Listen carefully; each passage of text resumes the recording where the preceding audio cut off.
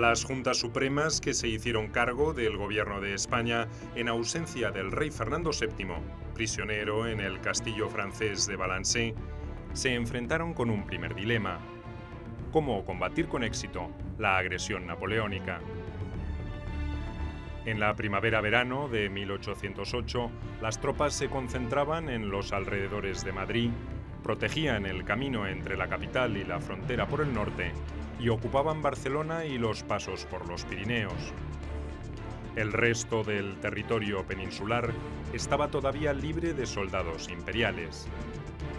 Pero España carecía prácticamente de ejércitos profesionales en su territorio en el momento de la invasión. Napoleón se había encargado de que Manuel Godoy enviara los mejores regimientos de la corona a Portugal y a Dinamarca. Solo quedaban algunas fuerzas en Galicia y en el sur de Andalucía para organizar una resistencia.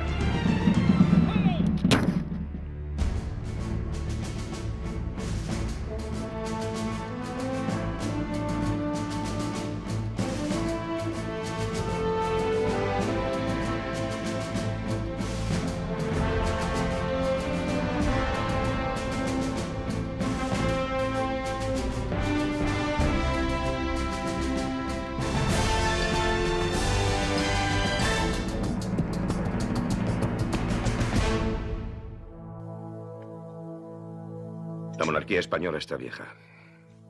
Mi misión es rejuvenecerla. Hay que mejorar todas sus instituciones. Hay que hacer que los españoles se beneficien de las ventajas de la reforma, sin desórdenes. El mal no está en el pueblo. Está en la pésima administración que viene sufriendo hace muchos años. Lo que yo quiero es que los españoles digan de mí: fue el regenerador de nuestra patria. La sorprendente unanimidad que había permitido formar una junta de gobierno en cada ciudad importante del país no se repitió a la hora de trazar una estrategia común para enfrentarse al enemigo. En las insurrecciones que precedieron al reemplazo de las antiguas autoridades, participaron en general activistas del partido fernandista. Los partidarios de Fernando VII estaban organizados antes de que se produjera la ocupación napoleónica. Les resultó más o menos fácil encabezar o provocar el descontento entre una población dispuesta al cambio. Pero una de las primeras consecuencias de esas rebeliones fue la de desorganizar o condicionar las instituciones del antiguo régimen, no la de reemplazarlas del todo. Partimos de un vacío de poder muy grande que procede de las abdicaciones de Bayona. En aquel momento nadie se queda, ni el Consejo de Castilla, ni se queda en la Junta Central. Madrid, además, es el más invadido, que digamos. Madrid es el sitio menos apto para crear un centro. Se piensa primero en Aranjuez, pero se acaba en Sevilla y finalmente se acaba en Cádiz. Así que la presión de Napoleón desplaza el centro de gravedad de decisiones políticas. Las decisiones políticas entrañaban decisiones económicas. Hay que armar un ejército y es caro. Y relaciones diplomáticas con otros países, como es Inglaterra. Y ese vacío nadie lo cubre. Ante el riesgo de caos, las juntas fueron la respuesta política más adecuada. Otra cosa era la cuestión militar, donde la opinión de los antiguos jefes estaba cuestionada o desacreditada. A fines de junio de 1808, solo 4 de los 8 capitanes generales con influencia en la zona no controlada por los franceses permanecían aún en sus puestos. Pero además, su poder estaba absolutamente condicionado, al igual que el de las audiencias y el de los intendentes. Esa desorganización inicial impidió una orientación uniforme y un criterio único. El ejército español es el ejército del antiguo régimen, mandos ennoblecidos, además pasando por el tamiz de la Ilustración, mandos ennoblecidos y mandos cualificados, si es cierto, pero con unas capacidades estratégicas, por muy decirlo así, muy academia, ¿no? Con lo cual, el ámbito de la tropa es un ámbito puntual, es un ámbito, en este caso, que se nutre o de voluntarios o se nutre en muchas ocasiones de levas dudosas.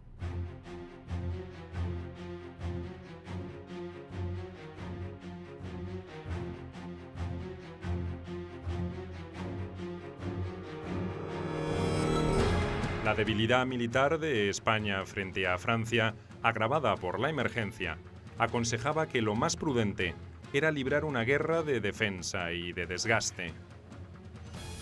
Los jefes militares competentes escaseaban, las tropas entrenadas y los pertrechos bélicos también, por lo que el sentido común aconsejaba utilizar la quebrada geografía peninsular para operar con pequeños contingentes de tropas que pudieran hacer valer su movilidad. Además, enfrente estaban nada menos que el mejor ejército de Europa, aunque no todos sus representantes en España fueran los más destacados. Pero la actitud final española no fue ni uniforme ni mucho menos acertada. El ejército regular español era un ejército perfectamente diseñado para dar respuesta a cualquier conflicto. De hecho, durante todo el siglo XVIII, los monarcas de la dinastía Borbón estuvieron emitiendo y publicando reglamentos, ordenanzas para estructurar tanto la organización del ejército como los materiales. Pero el ejército español no se había enfrentado a otro ejército como el napoleónico. El ejército pues era poco numeroso en relación con el ejército napoleónico en ese momento, estaba además disperso, las mejores tropas habían salido de España, se encontraban en Dinamarca, en Hannover, en Italia, parte en Portugal, y en términos generales era un ejército poco disciplinado, con poco espíritu práctico para oponerse a un ejército invencible, con una moral altísima, perfectamente entrenado, como era el ejército de Napoleón. En principio, todas las juntas pidieron voluntarios u ordenaron el reclutamiento forzoso para formar nuevos ejércitos. La enormidad de la afrenta y el herido orgullo español fueron argumentos eficaces para lograr cubrir las vacantes con rapidez. Pero ese inflamado patriotismo no siempre permitió tomar la decisión correcta. Esos errores se pagarían muy caro, sobre todo en las primeras etapas de la guerra. No solo los patriotas españoles cometerían importantes errores de apreciación sobre la forma de conducirse ante el conflicto. El pensamiento tradicional de principios del siglo XIX solía sostener que las guerras eran una competencia casi exclusiva de los militares. Las cuestiones de táctica, de logística, de planificación estratégica y hasta de reclutamiento eran ejecutadas por soldados profesionales. Los enfrentamientos bélicos se daban entre cuerpos armados en campos de batalla, generalmente alejados de centros urbanos. La participación de civiles solo se producía cuando el objetivo militar era una ciudad fortificada o un importante centro político-administrativo, como el caso de Madrid.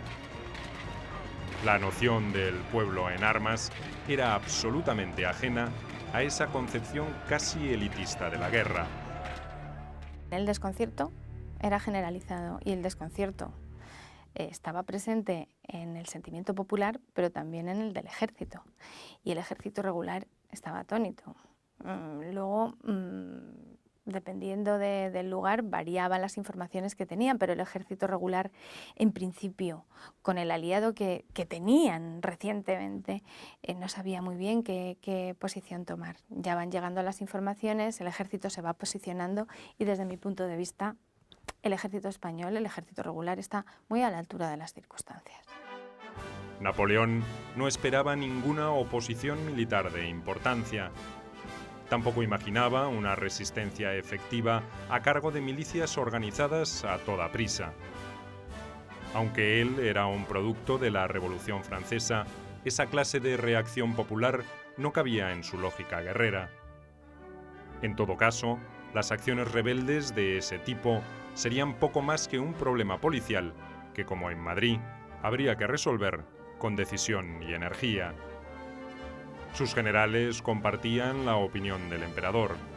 También ellos pagarían caro su exceso de confianza.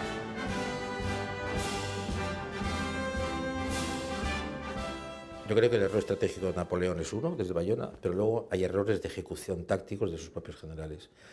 Creo que comete el error ya en Madrid el 2 de mayo en Junot y creo que lo comete también Dupont en Córdoba. Los días de saqueo de la ciudad de Córdoba, en que hay relatos de violaciones innecesarias encima, le sacan a la catedral, le roban todo el oro, todo su museo, todos los fondos que tenía. Córdoba para mí es el grito de alarma, decir, estos no son aliados que vienen de paso para ir a Portugal, y empieza la guerra del francés. Poco después de los sucesos de Madrid, los franceses comenzaron a desplazarse por el territorio peninsular y se produjeron algunos enfrentamientos. El del paso del Bruc, junio de 1808, fue el más importante porque significó la primera victoria para las milicias catalanas, las mejor organizadas de toda España. En esos mismos días, los habitantes de Valdepeñas y de Santa Cruz de Mudela atacaron la retaguardia de la columna mandada por el general Dupont. También aquí, la suerte de las armas favoreció a los patriotas. Se trataba de escaramuzas donde el factor sorpresa y el valor individual podían compensar la falta de disciplina militar y el escaso armamento. También tenían un efecto propagandístico. Elevaban la moral de los combatientes y cumplían con la recomendación de la Junta de Sevilla, que se inclinaba por hostigar, pero no forzar, una batalla definitiva. Nunca el emperador pensó en una resistencia nacional de lo que después se va a llamar la nación en armas, que es un concepto que surge en Prusia en la segunda mitad del siglo XIX, pero esto desconcierta absolutamente al emperador y a los generales franceses, a pesar de que había habido informes por parte de algunos agentes, como uno de ellos, el más conocido de todos ellos, es el del gentil hombre Tournon, que hablaba de que había un espíritu, se habla ya de espíritu nacional, que está entusiasmando a los españoles para enfrentarse al ejército ocupante.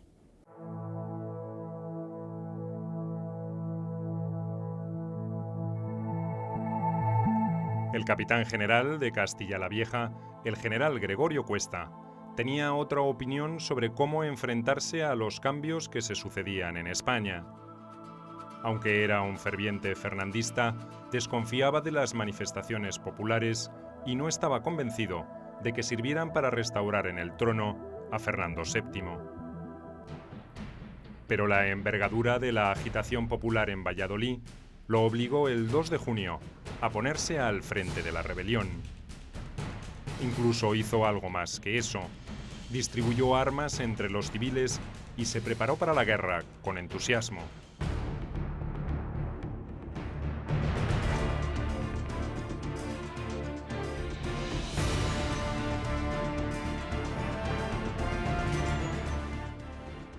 Valladolid era un punto estratégico para el esquema de ocupación napoleónica. Dominaba una de las principales líneas de comunicación abiertas entre Francia y Portugal a través de España. La sublevación amenazaba con interrumpir los abastecimientos y el flujo de órdenes para el ejército francés, que trataba de sostenerse en Lisboa. El mariscal Murat no podía permitir que eso ocurriera. Envió al general Bessières al mando de una importante fuerza de caballería e infantería para reconquistar Valladolid. Cuesta era un militar profesional, no demasiado sagaz y bastante apegado a las tradiciones. Salió al encuentro de Bessières con un ejército compuesto por soldados profesionales y civiles inexpertos. Sus tropas fueron aplastadas en Cabezón el 12 de junio de 1808.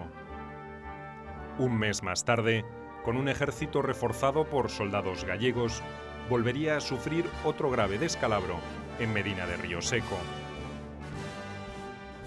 Todo soldado francés, por muy recluta que fuese, es consciente de que acaba de entrar en una maquinaria militar fantástica y que va a tener uno de los mejores por no decir el mejor servicio de correos del mundo. Va a estar abastecido de todo el rato de las necesidades fundamentales, va a tener un servicio de enfermería y ambulancias, va a estar cubierto por sus mejores mandos y sabe muy bien que el principio de la disciplina y el mando único privan en el ejército. Es decir, el pertrechamiento, yo diría incluso que tanto en artillería como en caballería como en infantería, vienen en función de una experiencia militar ya de muchos años que no tiene el otro bando. Las derrotas de Cuesta podrían haber servido como advertencia sobre el error de enfrentarse a los ejércitos imperiales en campo abierto y con tácticas tradicionales. La disciplina de los soldados y la calidad del armamento francés eran razones muy poderosas como para no tenerlas en cuenta antes de aceptar batalla.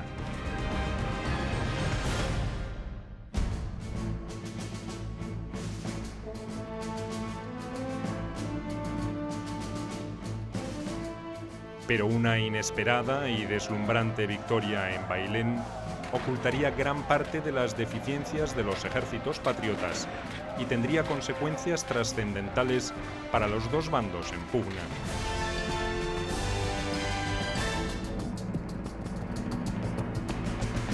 Lo que ocurre es que tuvo un efecto contraproducente por completo, porque la victoria fue tan grande, fue tan casi inexplicable, que realmente a partir de entonces todos los desastres que se van a producir después al año siguiente, incluso a partir de octubre y de noviembre de 1808, con el desastre por ejemplo de Tudela y los siguientes, eso se debe a que los generales españoles querían obtener su victoria de Bailén, y en este sentido fue extraordinariamente contraproducente.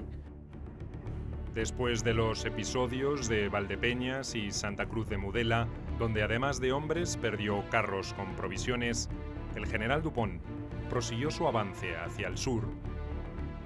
El objetivo proclamado era el de pacificar Andalucía. La intención real era la de proteger la flota francesa amarrada en Cádiz y derrotar al ejército del general Castaños, que protegía esa región. Pero las tropas francesas saquearon Córdoba y detuvieron su avance. Entonces, Dupont recibió noticias de que los barcos finalmente se habían rendido y de que Cádiz era virtualmente inexpugnable por tierra. Además, otros rumores mucho más inquietantes llegaron a su cuartel general.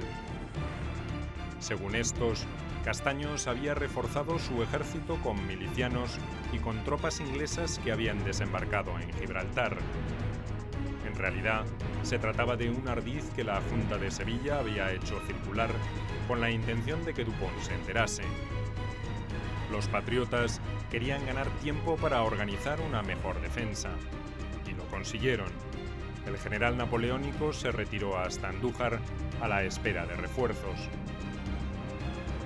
Dupont es un hombre bien formado, procede de buena familia, no es tan bruto como queremos presentar los españoles, es un buen traductor de textos clásicos, luego será un buen escritor.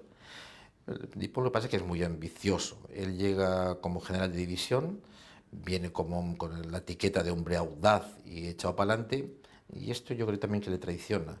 Él busca en la victoria en Andalucía el bastón de mariscal, y en el fondo él da una especie de novedades a Napoleón como si todo vaya bien, yo soy capaz. Pero luego en las cartas que él escribe a Madrid pide constantemente socorro.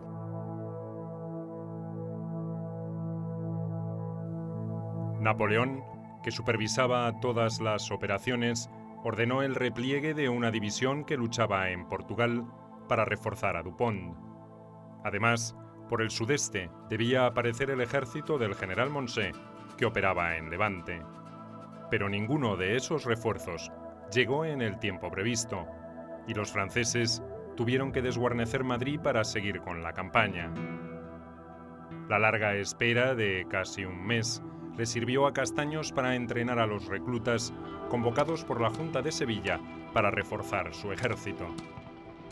que el mérito de organizar, juntamente con Saavedra como presidente de la Junta de Sevilla, un ejército basado en tropa reglada y también en tropa de última recluta, tiene un gran mérito dadas las circunstancias. Y dentro ya del teatro de operaciones, creo que esos movimientos continuos, exasperantes muchas veces para la tropa, eran necesarios para que los franceses no supieran nunca cuáles eran los objetivos del general español.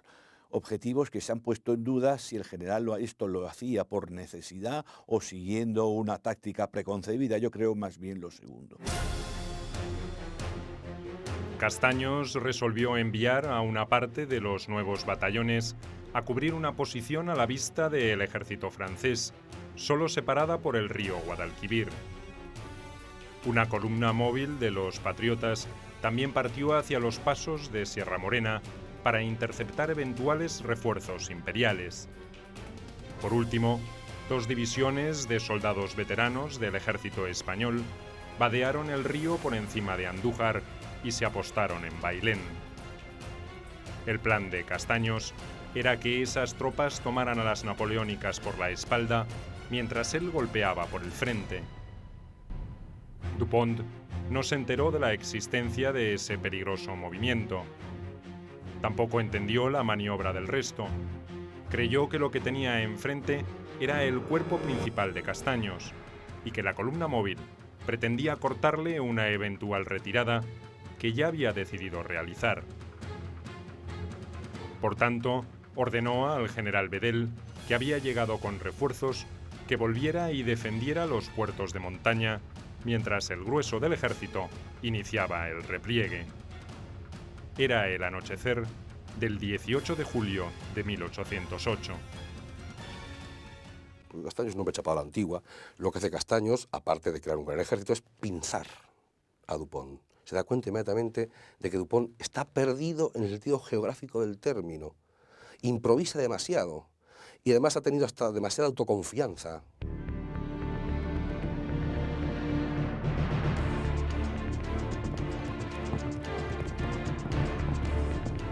Ni las tropas veteranas del ejército español ni la vanguardia francesa sabían que marchaban una contra otra hasta que casi chocaron entre sí en la madrugada del 19 de julio.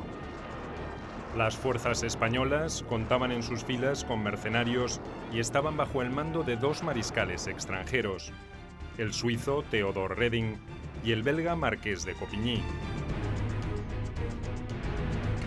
Marchaban en formación de batalla. El ejército imperial, en cambio, no estaba en alerta máxima y Dupont tuvo serios problemas para reagrupar sus líneas.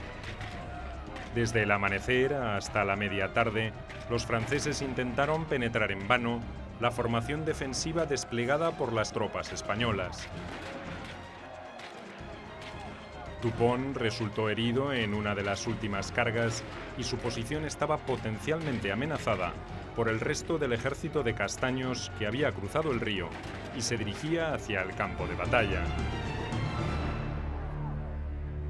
Fueron los generales Reding, o el general Coupigny o el coronel Mourillon los que realmente llevaron a cabo el enfrentamiento con los franceses. A diferencia, por ejemplo, de Wellington, que suele estar presente en las batallas, en el campo de batalla, Castaños estaba, alejado de lo que es el enfrentamiento directo. Nunca quedó en claro por qué el principal jefe español demoró tanto su llegada al escenario central de Bailén. La suerte de los franceses había quedado decidida de todas maneras por 2 hechos fortuitos. El primero fue la negativa de un batallón de mercenarios suizos del ejército imperial a atacar a sus compatriotas que formaban parte de la vanguardia española. El otro fue la aparición en ese momento de la columna móvil patriota en el flanco y la retaguardia napoleónica. El comandante francés creyó que Castaños había llegado con el grueso de su ejército y pidió parlamentar. Mientras se discutían los términos de la tregua, arribó finalmente el general con el cuerpo principal, y Dupont no tuvo más remedio que rendirse. La división mandada por el general Bedel, que también apareció cuando todo había concluido, amenazó con replegarse, pero finalmente capituló sin lucha. Todo el pueblo estaba apoyando a ese ejército. 19 de julio de 1808, con un calor de espanto por la mañana. Las mujeres del pueblo se jugaron la vida literalmente por llevar agua a los militares. Se jugaron la vida literalmente. Hay heroínas por todas partes. Encontramos la guerra de la independencia ha acuñado un término que es el de la heroína. Bueno, pues es que tenemos heroínas locales en todas partes, muchas mujeres. El saldo de la batalla fue de 2.000 bajas y alrededor de 15.000 franceses prisioneros, contra unos 1.000 hombres muertos o heridos en el ejército de Castaños. Dentro de los cánones militares napoleónicos, no fue una batalla trascendente, pero para los españoles significó una victoria emblemática desde todo punto de vista. Por primera vez, un ejército imperial era derrotado en combate abierto por un puñado de tropas que no tenían ni la disciplina táctica ni el equipamiento militar de sus adversarios. Para colmo de males, el propio rey intruso, José Bonaparte, se encargó de repotenciar el valor estratégico de la victoria española. Había llegado pocos días antes a un Madrid casi desguarnecido y resolvió retirarse apresuradamente hacia la línea defensiva del Ebro. De esta forma, magnificó la importancia de la batalla de Bailén y le dio una inesperada bocanada de oxígeno a toda la resistencia española. La batalla de Bailén fue una de las batallas más curiosas de toda la época napoleónica. Se puede decir que fue una victoria que pasó por accidente, totalmente por accidente.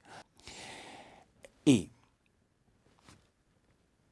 una cosa que se puede decir fácilmente es que la conducta del general Dupont y también del general Bedel, los dos generales más involucrados en el desastre, su conducta fue malísima, malísima, inepta, estúpida. Casi simultáneamente con la derrota napoleónica en tierras andaluzas, se estaba produciendo la heroica defensa de Valencia y Zaragoza. A todos esos sucesos se sumó también el fracaso de los franceses en Portugal, donde fueron derrotados por los lusitanos, aliados con los británicos. Para los españoles, la posibilidad de expulsar a los invasores adquiría por primera vez una dimensión posible.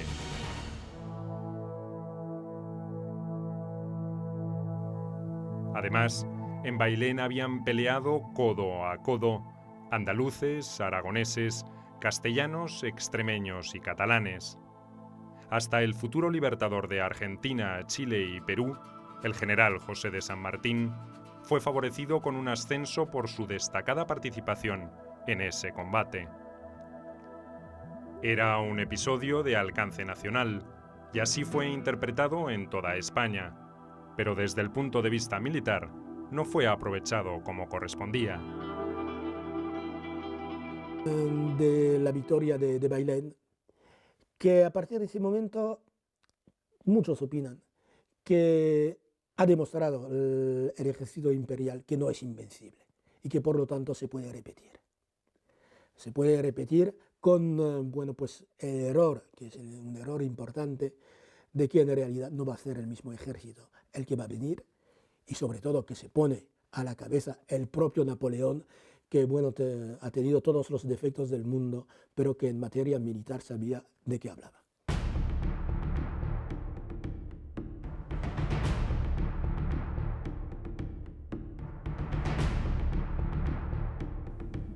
Los franceses evacuaron Madrid sin excesivas urgencias y hasta se llevaron gran parte del tesoro real en su retirada.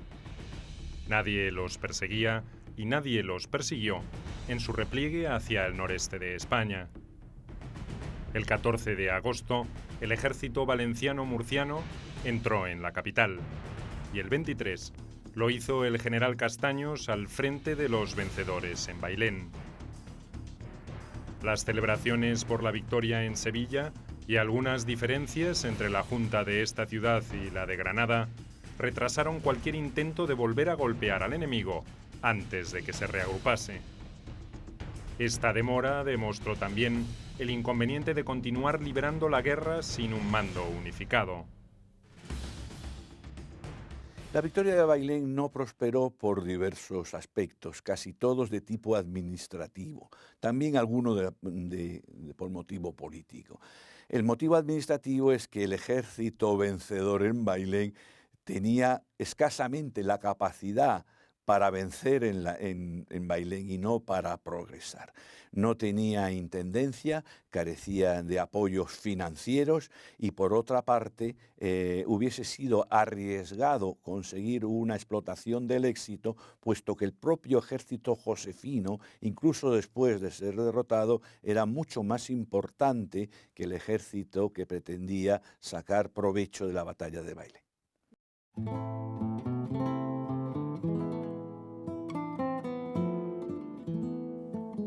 Bailén aceleró las gestiones para formar una Junta Suprema que coordinara los esfuerzos, hasta entonces desperdigados, de los órganos de gobierno de todo el territorio español.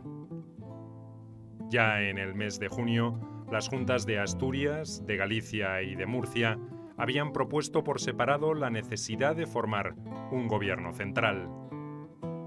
El 16 de julio fue la de Valencia la que se sumó a esa iniciativa, y Sevilla no tardó en apoyar la idea. Con la huida de José Bonaparte de Madrid, el Consejo de Castilla intentó recuperar su histórico rol protagonista en los asuntos del reino, pero su desprestigio era absoluto. Había tenido que respaldar la ocupación napoleónica para poder sobrevivir, y ese hecho la había descolocado ante el resto de los patriotas españoles.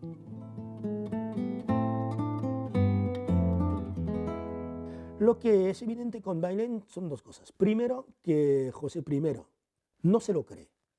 Cuando se le anuncia por primera vez que Bailén, que Dupont ha capitulado en Bailén, su primera respuesta es considerar que el emisario que le anuncia ello está loco. Está loco y no se lo cree. E inmediatamente tiene que huir al día siguiente, porque efectivamente, bueno, pues es una realidad y las tropas españolas están progresando. A partir de este momento no es una reacción social, sino una reacción política.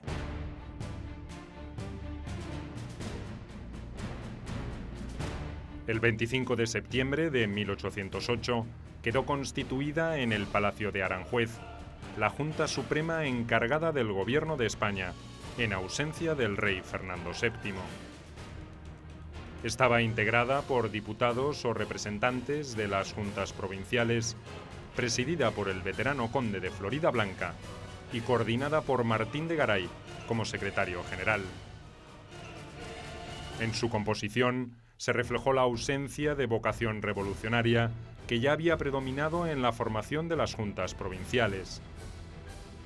Más de la mitad de los diputados eran de origen noble y 5 de ellos eran grandes de España.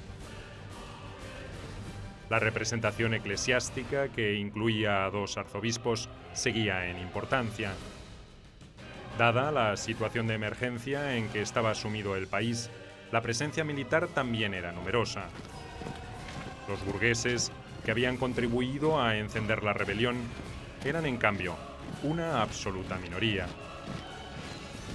La creación de la Junta Central es un proceso lógico a 3 niveles. La Junta Central se crea como un aglutinante de las juntas provinciales. De hecho, la de las 18 juntas provinciales va a haber 2 representantes, en total 36. Por lo tanto, sobre la Junta Central para, llegamos al segundo punto, conducir la resistencia contra los franceses. Al mismo tiempo, es una forma de intentar repartir ecuánimemente los fondos, de reorganizar los ejércitos y, quizá una cosa tan importante como las anteriores, poner orden en el orden público. La Junta Suprema se proclamó soberana y custodia del poder real, y salvo algunas objeciones de corte institucional, fue reconocida como tal en toda España. Entre sus primeras medidas, la más importante fue la de hacer sentir el peso de su autoridad a las juntas provinciales, que vieron inmediatamente reducidas sus atribuciones y competencias. Se les prohibió seguir sosteniendo campañas militares por su cuenta y se les exigió que remitieran un extracto de su situación financiera y los fondos que obraran en su poder. Yo sostengo incluso que las consecuencias de Bailén desde el punto de vista político, desde crear el pueblo en armas, armar la nación, crear un ejército nacional, una política nacional, que es lo que va a pretender fallidamente la Junta Suprema, la Junta Central, pues va a ser más importante incluso, en este sentido, del hacer, del surgimiento de la nueva nación, más importante que las Cortes de Cádiz. La Junta Suprema ostentaba todos los atributos del gobierno, pero carecía de uno de los elementos vitales que ya entonces movía al mundo: dinero. Algunas de sus subordinadas, como las de Galicia, Asturias y Sevilla, habían recibido ayuda británica en metálico, pero se mostraban remisas a integrarlo al fondo común. Por ese motivo, tuvo que recurrir a préstamos más o menos voluntarios que uno de sus escasos diputados burgueses, Lorenzo Calvo Rozas, se encargó de gestionar en Madrid. Obtuvo dinero como para que la Junta pusiera en marcha algunos de los planes más urgentes, como el de intentar formar un ejército capaz de resistir una contraofensiva napoleónica. Pero los ahogos y las urgencias financieras seguirían durante toda la guerra. La Junta Central era una exigencia tanto para la gobernabilidad del país como para la conducción de las operaciones militares. Era una cosa obvia que ya la propia madurez de las propias juntas venía exigiendo, encabezadas por la Junta de Valencia. Había otras consideraciones que aconsejaban la creación de este organismo central y centralizador, entre otras el encauzamiento, el debido encauzamiento de la ayuda económica y militar de Inglaterra. Inglaterra quería tener un interlocutor válido, entre otras cosas, para tranquilizar a su propio rey de que no se trataba de una revolución parecida a la francesa.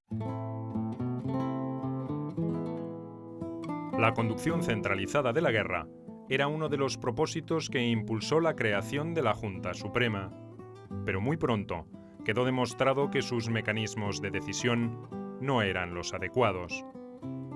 Los diputados, celosos de su poder, no estaban dispuestos a cederlo para que un grupo más pequeño tomara las decisiones más urgentes sin tantas deliberaciones y debates.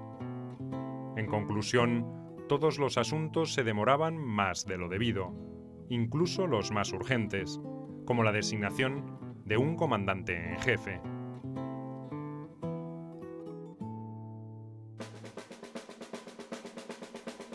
Los ejércitos franceses se estaban concentrando al este del Ebro, pero la Junta Suprema no había logrado poner al país en estado de guerra total.